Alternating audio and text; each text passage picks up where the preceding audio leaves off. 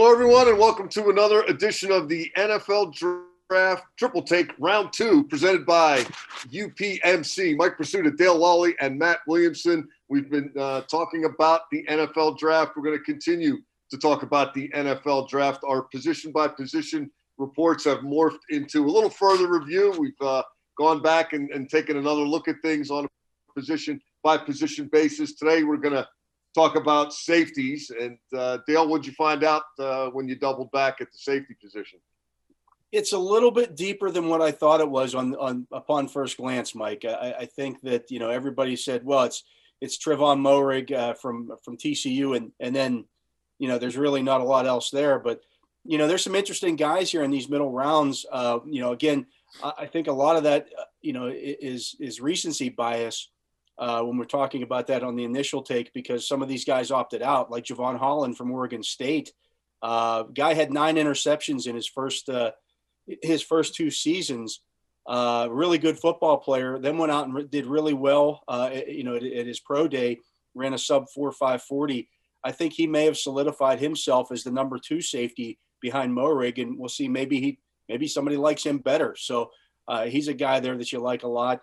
And another interesting guy, and I wasn't sure if I should put him at safety or if I should put him at linebacker because of his size.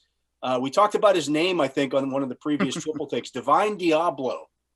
He's on the all-name team for this draft, to be sure. Yeah, he was on my initial safety top. Yeah. I like that kid. 6'3", 226, ran a sub 4.40, and I didn't know this about him until I started doing more research on him. But he went to Virginia Tech as a wide receiver.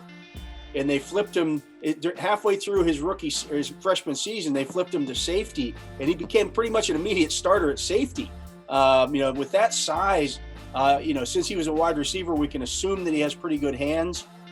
Maybe you look at him as a nickel or dime linebacker, but at the same time, he can also, be a dual role there for you. Maybe a strong safety as well. There's a lot to like there. Yeah, it's funny. I mentioned him too. I mean, Mike, when you brought him up the first time, I hadn't watched a ton of him. Just saw that he stood out with his size. Like, well, you just immediately see that. That's a big safety. And then I started watching him since then. Plays long. What's that? He plays big. He likes to use his size. Yeah, without question. He's also got long arms. He keeps blockers off him pretty well. And I immediately thought, he's going to be a modern day will linebacker run and hit type of guy. And I'm sure he'll do plenty of that. But that workout stood out to me. I mean, Dale mentioned what he did at his size. His jumps were really good.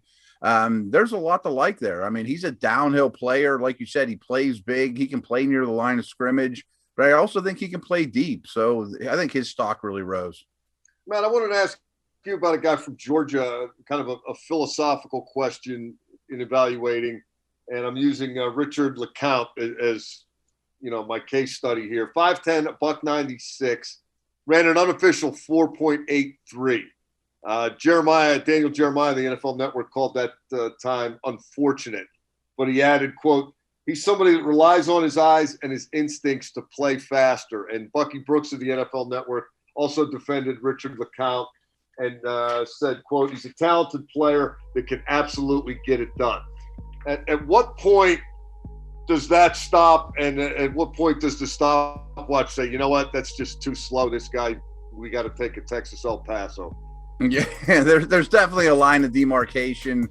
I would have to go back and watch him on tape. Does he play fast? I mean, what I know about him, like you said, doesn't take a lot of false steps, takes a lot of really good angles, and that's really important at this position, at least as much as a linebacker, because, I mean, some of the angles you take are much wider.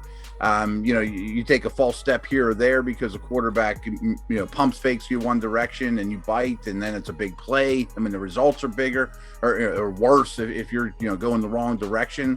And it's great to be fast, but if you're going the wrong direction or take a few steps one direction and have to make up for it with your speed, 40 times in the end, 40 times for me for safeties aren't the end all be all. I mean, it's down the list of what I look for, and certainly the tape is more important. It's also one of the harder positions to watch on tape, though. Sometimes they don't do anything for, play after play. The other thing to remember, guys, and this is something that's a little bit newer, but I think a lot of teams are using GPS to, whether they're tracking it on their laptops. You can put put a kid on film and watch him run and get a pretty good time on him, that I think is probably way more efficient than putting him on a track. And, he's worked to work on his explosion out of the blocks and those kind of things. So he can see what you can see what he comes in at. We see the Steelers do this with their players in practice. They put GPS monitors on them. I'm sure a lot of schools do as well. So you can really get a much better idea about how fast the guy is in pads as opposed to just running in shorts. Dale, with the following up on that GPS, does that help the guy in covers? Does it tell him the receiver is running a double move? It does not do that. That's the one thing. Yes, yeah. Yeah. They still haven't come up with anything that tracks how smart a guy is above the neck. How can he play above the neck? And I think that's really important at the safety position above all else. Yeah. One other guy I wanted to mention at the safety position, USC, Talanoa Hufanaga, who I hope I pronounced that reasonably close to the way you're supposed to. I mean, he's first team AP All-American, but Jeremiah pointed out that this kid has been working out with Troy Polamalu in preparation for the draft. So I don't know, maybe there's a team that Troy used to play for and he could give them, hey, thumbs up or thumbs down. That could cut through a lot of red tape in the evaluation process. Matt, any closing thoughts on safety? There's a couple small school guys of interest. Christian Uphoff's a guy I mentioned from Illinois State. Ran pretty well, but you got to realize he was outdoor in the wind and the rain and still was in the 4.5s. Some of those type of things really matter, especially this year when they don't have the combine. And I wanted to mention Richie Grant too. Richie Grant from Central Florida. I think he's in that contention for one of the top guys in this class. And what stood out about him was just everything, and his pro day reiterated that he's a B+ in every category across the board. And I think that a lot of teams are going to be excited about him. Yeah, and I thought that the BYU safeties were really interesting as well. I hadn't looked a lot at them until I saw what they did in their pro days, and they weren't tested a whole lot last year. BYU didn't play the toughest schedule, but Kavika Fonua and Zane Anderson both came in at above 6 foot, both more than 200 pounds. Fonua had, jumped 39 inches and had a 4.43 40. Anderson ran a 4.45 and had a 6.78 3-cone drill at 6'2", 210. So it made me go back and look at these guys a little bit more. And these are some guys that, could get some late round consideration. And then, you look at Tyler COYLE out of Purdue, reported 4.36 in his 40 with a 39-inch vertical jump at 6'1", 209. Some really athletic safeties in this class. Yeah, he got faster chasing that receiver around in practice. That'll do it. Yeah, yeah.